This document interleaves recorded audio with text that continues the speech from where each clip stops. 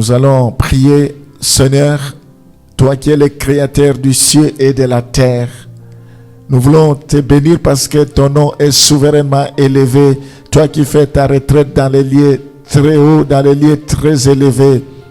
Je te rends grâce parce qu'il n'y a rien qui peut t'étonner sur cette terre. Avant que le monde existe, toi tu existes déjà. Je te bénis, Seigneur, parce que tes promesses sont oui et amen. Je te rends grâce parce que tu es derrière ta parole pour l'accomplir. Ta parole, c'est comme un marteau qui brise les rocs. Tu changes les cœurs incrédules en cœurs de chair. Ce matin, je crois, Seigneur, que tu vas nous visiter. Ce matin, je crois, Seigneur, que tu es capable de changer l'eau en le vin en l'eau.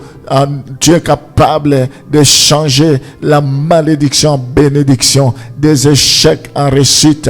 Tu es capable d'arrêter la tempête dans la vie, dans ma vie et dans la vie de tous ceux qui me suivent. Tu es capable d'arrêter le vent dans la vie de quiconque. Sois loué, sois béni, parce que tu es le consommateur de notre foi. La Bible dit, sans la foi, personne ne peut lui être agréable. Nous croyons ce matin, je confesse, que tu peux arrêter le soleil comme au temps de Josué sur la montagne de Gabaon. Josué a dit, soleil, arrête-toi. Oui, tu continues à agir jusqu'à ce jour. Je crois, Seigneur, que tu peux arrêter tout ce qui peut se substituer à un obstacle pour que nous ne puissions pas percer, pour que nous ne puissions pas nous épanouir, pour que nous ne puissions pas évoluer. Tu es capable d'arrêter tout fléau. Tu es capable d'arrêter toute maladie. Tu es capable, Seigneur, d'arrêter tout combat. Sois béni, parce que c'est toi qui combats à notre place et tu nous donnes la victoire. Je te rends grâce parce que tu es fidèle. Tu as dit, je serai avec vous, je ne vous délaisserai point, je ne vous abandonnerai point, je serai avec vous jusqu'à la fin du monde. Tu as dit, même si vous traversez l'ombre de la vallée de la mort, ne craignez rien car je serai avec vous. Je te bénis parce que tu es là. Je te rends grâce parce que tu es au contrôle. À jamais tu régneras. Sois béni. Dirige-nous, nous avons besoin que tu puisses nous parler. Un mot suffit, une phrase suffit pour que nos vies soient transformées. Nous avons besoin d'un rhéma, car la lettre tue mais l'esprit vivifie. Sois béni à jamais. Au nom de Jésus, nous t'avons ainsi prié. Amen. Et nous allons lire Ésaïe 51, le verset 12 à 14. La Bible dit, c'est moi qui vous console. Qui es-tu pour avoir peur de l'homme mortel et du fils de l'homme pareil à l'herbe? Et tu oublierais l'Éternel qui t'a fait, qui a étendu les cieux et fondé la terre, et tu tremblerais incessamment tous les jours devant la colère de l'oppresseur, parce qu'il cherche à détruire. Où donc est la colère de l'oppresseur? Ici, la Bible nous demande de ne pas avoir peur de l'oppresseur, de ne pas craindre incessamment jour et nuit. La peur, la crainte, la Bible dit de ne pas avoir peur de l'homme mortel. Oui, les sorciers sont mortels, les marabouts sont mortels, toutes ces personnes qui veulent nous détruire, ils sont mortels. Nous ne devons pas avoir peur d'eux. Pourquoi? Parce que la Bible dit, bientôt celui qui est courbé sous le fer sera délivré. Il ne mourra pas dans la fosse et son pain ne lui manquera pas. Alléluia. Dieu est capable. Nous qui sommes courbés, toi qui es courbé dans le problème, toi qui es sous le fer, qui sera délivré. Dieu promet la délivrance.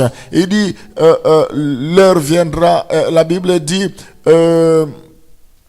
l'Esprit de Dieu, le Seigneur est sur moi. Il m'a oint pour délivrer, pour vous délivrer. L'Esprit du Seigneur est sur moi, il m'a oint pour vous délivrer de toute captivité. Nous devons faire confiance à Dieu. Il promet que nous ne mourrons pas dans la fosse. Daniel n'est pas mort dans la fosse au lion. Tu ne mourras pas dans la fournaise. Abednego, Shadrach et Meshach sont sortis sains sauf leurs vêtements ne sentaient pas l'odeur du feu. Tu ne mourras pas, rien ne t'arrivera et tu ne manqueras pas ton pain. La Bible dit: l'Éternel est mon berger, je ne manquerai de rien. Donc nous ne devons pas avoir peur de l'ennemi. Nous ne devons pas avoir peur de Satan.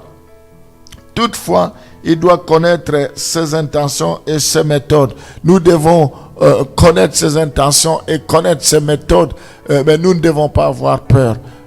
Il faut juste que nous sachions quelles sont ses intentions et ses méthodes pour les combattre. C'est ce que la Bible nous dit dans 2 Corinthiens chapitre 2, verset 11. Nous devons être vigilants afin de ne pas laisser à Satan l'avantage sur nous, car nous n'ignorons pas ses desseins.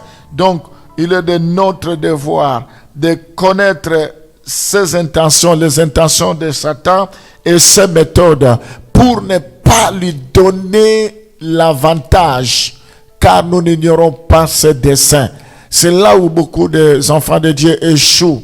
Il faut que le Seigneur nous aide, nous éclaire, que nous comprenions les desseins, les intentions et les méthodes du diable, pour que nous ne puissions pas lui donner des avantages, de l'avantage, pour que nous puissions bien l'attaquer, que nous puissions le combattre. Voilà pourquoi il est important que nous soyons vigilants pour éviter de lui donner l'accès. Nous devons être vigilants. C'est ce que la Bible nous dit, et ne donnez pas accès au diable. Souvent, c'est parce que nous donnons l'accès au diable. Souvent, c'est parce que nous faisons des compromis. Pourtant, c'est parce que nous allons entrer dans le camp de l'ennemi, et c'est comme ça nous nous piégeons nous-mêmes. La Bible dit: les mauvaises compagnies corrompent les bonnes mœurs. Nous n'avons rien à voir avec les mauvaises compagnies, parce qu'ils peuvent toujours nous influencer, nous corrompre. Si nous allons vers eux, c'est avec le but de pouvoir les gagner, mais ce n'est pas pour qu'eux puissent nous gagner. Donc nous devons être vigilants. Des endroits que nous fréquentons, le lieu que nous fréquentons, nous devons être vigilants, parce que l'ennemi rôde, parce que tout le problème, il ne faut pas que nous donnions l'accès au diable. Il ne faut pas donner au diable le bâton pour qu'il puisse taper sur ta tête. Donc, nous devons veiller. Dans Jacques chapitre 4, le verset 7, la Bible dit: soumettez-vous donc à Dieu. Résistez au diable et il fuira loin de vous. Nous devons nous soumettre à Dieu. Nous devons manifester notre dépendance à Dieu. Il faut que nous dépendions de Dieu pour qu'il prenne soin de nous. La Bible dit: déchargez-vous de tous vos fardeaux et il vous déchargera. Venez à moi, vous tous qui êtes fatigués, chargés, et je vous donnerai du repos. Nous devons venir charger pour que Dieu puisse nous décharger de tous nos fardeaux. Nous devons être vigilants, éviter de lui donner accès. C'est ce que la Bible nous dit: en nous soumettant donc à Dieu, résistez au diable et il fuira loin de vous. Nous devons nous soumettre à Dieu, comme la Bible nous dit dans 1 Pierre 5, 8. Nous devons nous soumettre à Dieu. La Bible dit: soyez sobres, veillez, votre adversaire le diable rôde comme un lion rugissant, cherchant qui il dévorera. Il faut que nous puissions résister. Il faut que nous puissions persévérer. Gloire au Seigneur. Alors, pour résister au diable, le croyant ne doit pas s'imposer des lois ou se soumettre à des mortifications, mais manifester une foi ferme en Jésus-Christ. Ceci est important pour que nous puissions résister au diable.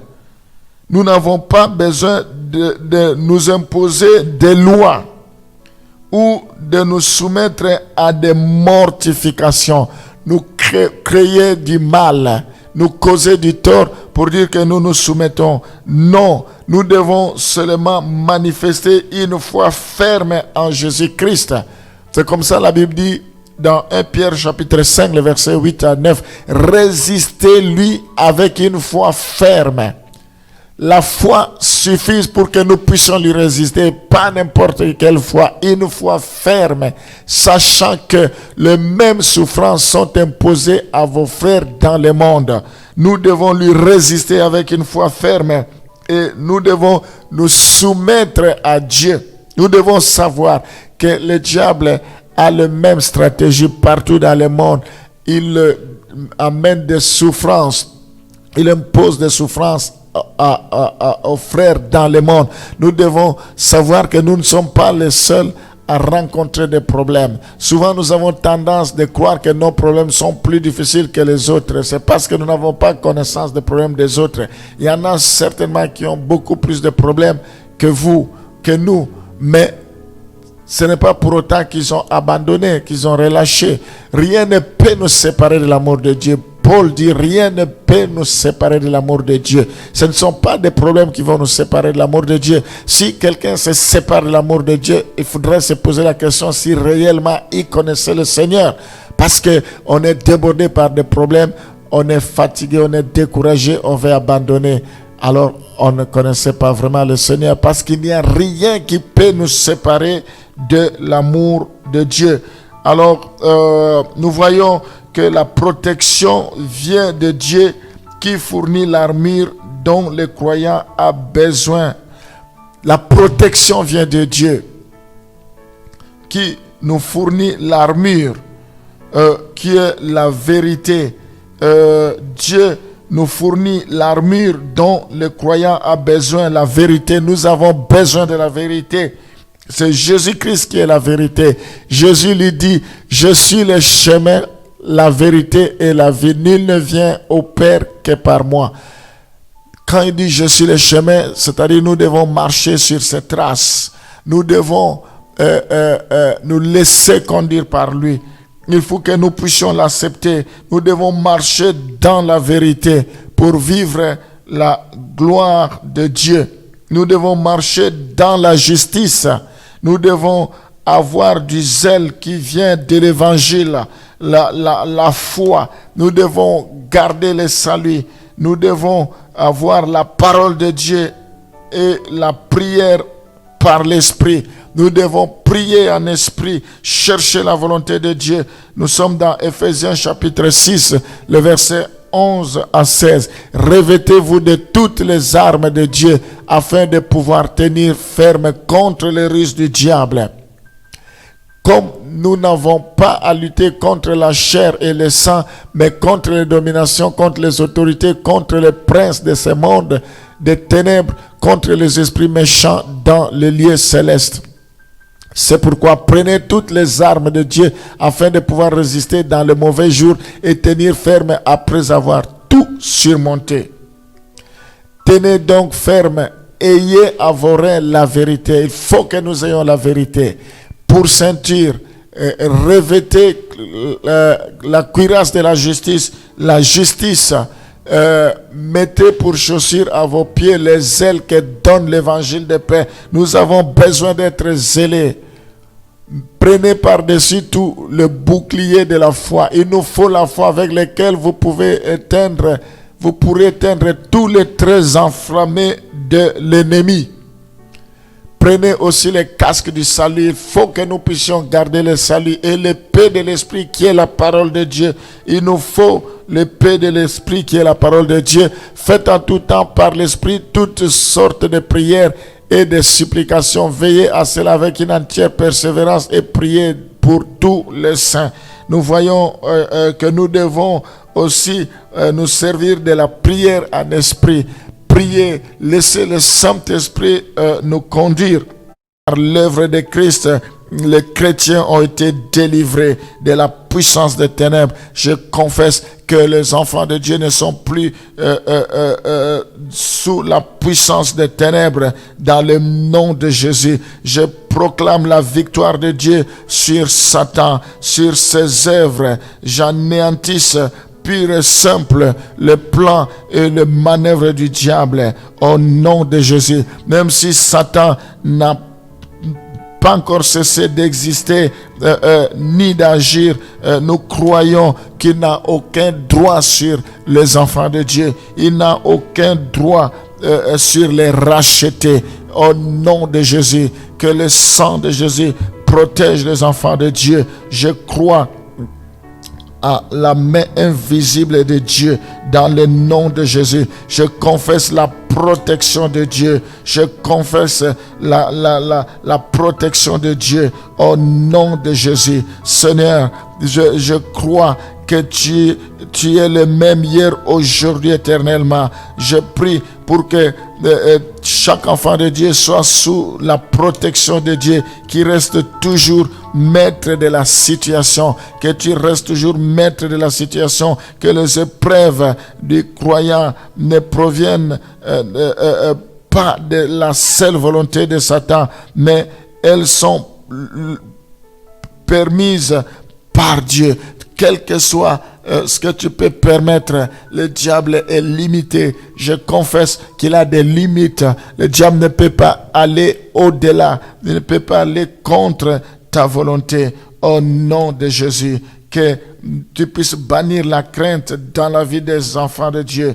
Je prie pour que l'Esprit de Dieu, ton Esprit, puisse nous aider à connaître les intentions et les méthodes du diable, pour que nous soyons vigilants, pour que nous puissions éviter de lui donner l'accès, que nous puissions résister maintenant dans le nom de Jésus. Car la Bible dit: résistez au diable, il fuira loin de vous. Quel que soit ce que le diable veut nous imposer, il a été vaincu il y a de cela 2000 ans. Nous voulons nous soumettre au Seigneur pour que notre victoire soit acquise, soit certaine. Nous voulons la protection qui vient de Dieu. Nous voulons nous revêtir de toutes les armures, comme nous avons eu à les citer tantôt, pour résister à des moments difficiles. Seigneur, sois béni, sois glorifié, parce que nous croyons que tu as tout accompli. Nous avons compris que le diable est limité. C'est une créature, il ne peut rien faire. Le temps viendra où il sera jeté dans les temps de feu avec ses anges, avec ses démons, ses anges déchus. Nous croyons qu'en attendant, même s'il rôde, mais celui qui est en nous est plus fort que celui qui est sur la terre. Protège-nous pour ne nous induis pas à la tentation, pour que nous ne perdions pas notre foi. Nous voulons dire comme Paul: j'ai achevé la course, j'ai combattu le bon combat, je n'ai pas fait naufrage à ma foi. Seigneur, que cela soit pour chacun d'entre nous, chacun de tes enfants. Je bénis la journée d'aujourd'hui, protège chacun de tes enfants, enlève sur leur chemin toutes sortes d'obstacles. Au nom de Jésus, nous t'avons ainsi prié. Amen.